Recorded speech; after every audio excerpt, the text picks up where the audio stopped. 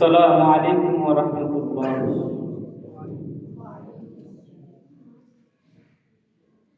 الحمد لأهله والصلاة لأهلها أما بعد. أعوذ بالله من الشيطان الرجيم. بسم الله الرحمن الرحيم. فلولا نفر من كل فرقة منهم طائفة ليتفقهوا في الدين. صدق الله العظيم.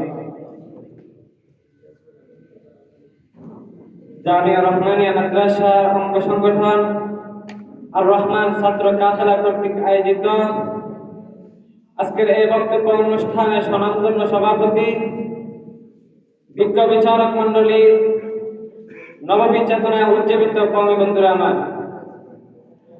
সকলকে আমার পক্ষ থেকে আন্তরিক শুভেচ্ছা ও মুবারকবাদ।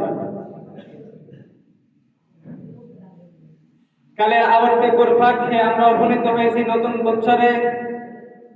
সেই সাথে দাঁড়িয়েছি জাতির এই কঠিন ক্লান্তি লগ্নে, বিশ্ব শতাব্দীর দ্বার প্রান্তে। যে শতাব্দীর উষালগ্নে জাতি যেমনি পেয়েছে বিজ্ঞানের উৎকর্ষ,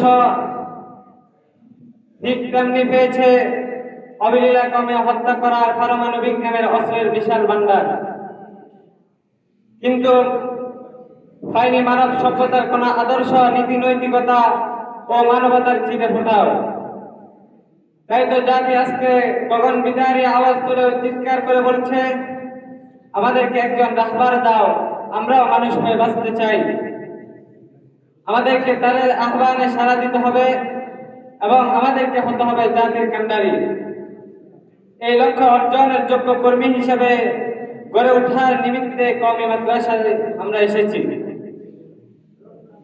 প্রিয় উপস্থিতি, মূলত শিক্ষা হচ্ছে জাতির মেরুদণ্ড এবং শিক্ষা একটি জাতির প্রকৃত সফলতা ও ব্যর্থতার মানদণ্ড।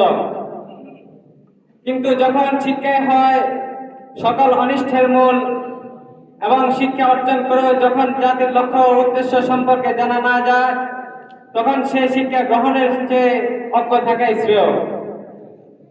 প্রিয় বন্ধুগণ, এই মুহূর্তে আমার মনে পড়ে যায় ভারত স্বাধীনতার অগ্রনায়ক মাওলানা আবুল কালাম আজাদ রহমতুল্লাহ একটি কথা তিনি অত্যন্ত চমৎকার বলেছেন, ওই আন্দোলন থেকে বসে থাকাই উত্তম যে আন্দোলন তোমাকে ধ্বংসের দিকে ধাবিত করে।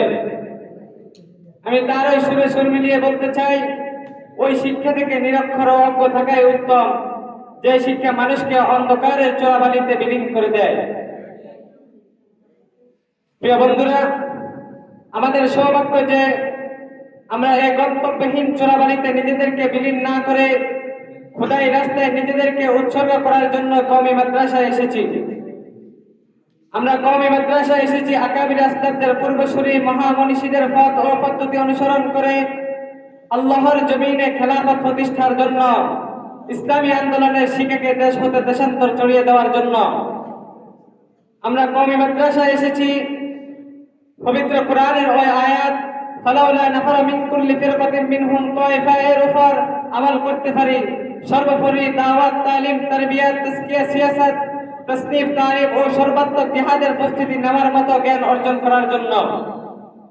আমরা কওমি মাদ্রাসায় এসেছি নিজেদেরকে মানুষের মতো মানুষ হিসেবে গড়ে তোলার জন্য। প্রিয় উপস্থিতি, পরিশেষে আমি দায়িত্বহীন কণ্ঠে বলতে চাই, শুধু বক্তৃতাই নয়, সেমিনারে নয়, দারুল উলুম দেওবন্দের যে নীতি আদর্শ রয়েছে সেগুলো ব্যক্তি, পরিবার, সমাজ, রাষ্ট্র তথা আন্তর্জাতিক পর্যায়ে পৌঁছানোর জন্য আমাদেরকে সোচ্চার হতে হবে। তাহলে আজকের বক্তৃতা সার্থক হবে। নাসরুম মিনাল্লাহি ওয়া ফাতহুন কারীম।